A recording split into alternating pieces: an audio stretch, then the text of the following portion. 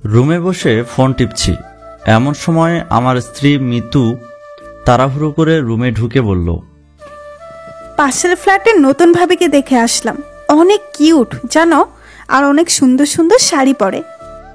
আমি মিতুর কথা শুনে আনন্দিত হয়ে হাসতে হাসতে বললাম, একদম ঠিক বলেছ, ভাবি সত্যি অনেক সুন্দরী, দেখতে একদম বাচ্চা বাচ্চা লাগে। তাছাড়া গলার নিচে একটা কালো তিলও আছে। সেদিন বিকালে ভাবিকে দেখলাম খোলা চুলে নীল শাড়ি পরে ছাদে হাঁটাহাঁটি করছে। উফ, কি যে সুন্দর লাগছিল। মৃদু চোখ বড় বড় করে আমার দিকে তাকিয়ে রইল। আমি যে কত বড় ভুল করে ফেলেছি সেটা আমি ঠিক ভালো করেই বুঝতে পারছি। রাগে মিতুর সারা মুখ লাল হয়ে গেছে। আমি কিছু না বলে মাথা নিচু করে বসে রইলাম। মিতু রুম থেকে বের হয়ে গেল।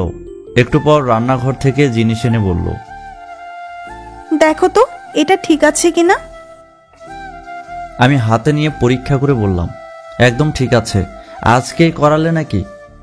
মিতু জিনিসটা হাতে নিয়ে বলল, হ্যাঁ আজকেই করিয়েছি। আচ্ছা এটা ভালো করে দেখে রাখো। আমি বসা থেকে দাঁড়িয়ে বললাম, এইসব কি ভয়ঙ্কর কথা বলছো? মিতু আমার শার্টের কলার ধরে বলল, পাশের বাসার ভাবির গলার নিচে তিল আছে, সেটা তোর চোখে পড়ে, আর আমার যে ঠোঁটের নিচে তিল আছে সেটা তো তোর কখনো চোখে পড়েনি। ভাবি নীল শাড়ি পরেছিল সেটা তোর মনে আছে, আর আমি যে এই মুহূর্তে নীল শাড়ি পরে রয়েছি সেটা তোর চোখে পড়ে না। ভাবির চেহারা বাচ্চা, আর আমি কি বুড়ি হয়ে গেছি? আমি মাথাটা নিচু করে বললাম, সরি বাবু। মিতু রাগে হাঁপাতে হাঁপাতে বলল, তোর সরি কে? তোর টু। তুই এই মুহূর্তে বাসা থেকে বের হয়ে যা, তা না হলে আমি কিন্তু আজ বিধবা হয়ে যাব। ক্লাসমেটকে বিয়ে করলে এ এক ঝামেলা। কথায় কথায় তুই তুকারি করে গালিগালাজ করে, আর যখন তখন মাঝরাতে বাসা থেকে বের করে দেয়। রাত কয়টা বাজে জানি না, কারণ আমার হাতে ঘড়ি নেই, সাথে মোবাইলও নেই। পকেটে হাত দিয়ে দেখি সিগারেটের প্যাকেট আর লাইটার আছে। সেটা নিয়ে রাস্তার পাশে দাঁড়িয়ে মূত্র বিসর্জন দিচ্ছি। এমন সময় কেউ একজন পেছন থেকে বলে উঠল, দাঁড়িয়ে প্রস্রাব করা ঠিক না। আমি প্যান্টের চেইন লাগাতে লাগাতে বললাম, প্যান্টটা অনেক টাইট তো, তাই বসে সঠিকভাবে মূত্র বিসর্জন দেওয়া যায় না। লোকটা কিছু না বলে আমার ঠোঁট থেকে সিগারেটটা নিয়ে দুটো টান দিয়ে ধোঁয়া ছাড়তে ছাড়তে বলল, আমি ইমরান, তা ভাই কি বিবাহিত? আমি কিছুটা অবাক হয়ে বললাম, আমি তুষার, তা আমি যে বিবাহিত সেটা আপনি বুঝলেন কিভাবে? লোকটা মুচকি হেসে বলল, এত রাতে বইয়ে দৌড়ানি খেয়ে বিবাহিত পুরুষ বাদে অন্য কেউ বাসা থেকে বের হবে না। তা ভাই বউ বাসা থেকে বের করে দিল কেন? আমি মাথা চুলকাতে চুলকাতে বললাম, ভাইরে, পরস্ত্রীর সৌন্দর্যের প্রশংসা করেছিলাম। আমার কথা শুনে লোকটা বলল,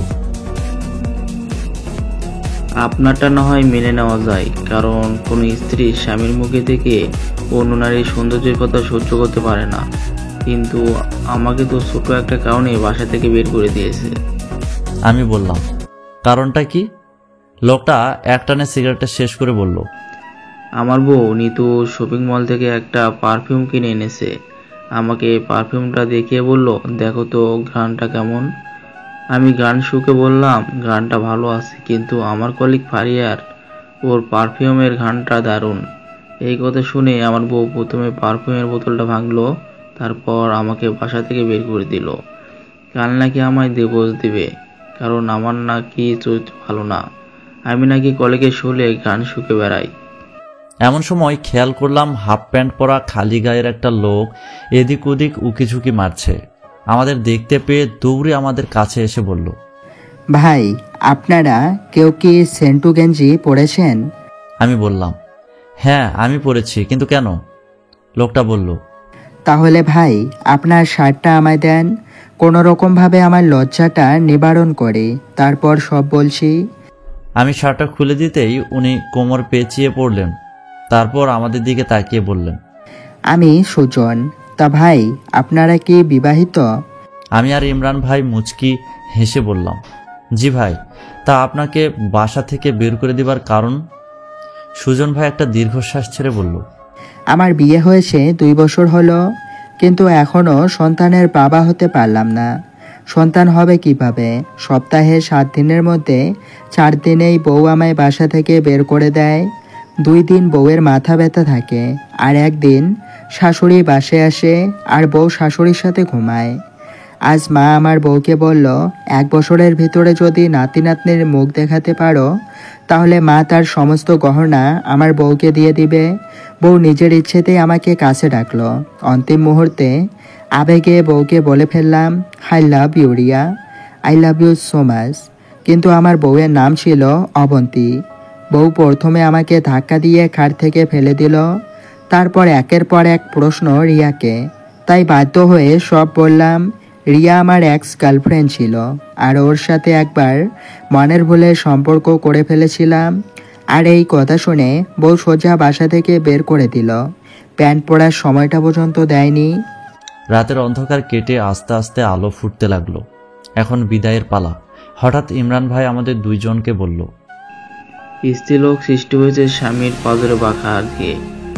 এমন আমরা যদি একদিনেই বাঁকা হাত সোজা করতে চাই তাহলে সেই হাড় ভেঙে যাবে, আর যদি সোজা করার চেষ্টা না করি তাহলে সেই হাড় দিনকে দিন আরো ভেঙে যাবে।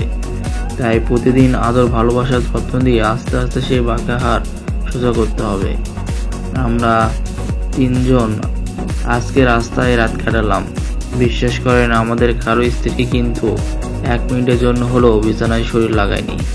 কেউ হয়তো সারা রাত ব্যালকনিতে দাঁড়িয়ে পথ চেয়ে রয়েছিল, কেউ সারা রাত কেঁদে চোখ ফুলিয়ে ফেলেছে, আর কেউ হয়তো ফজরের আজানের পরেই স্বামীকে খুঁজতে বের হয়ে গেছে।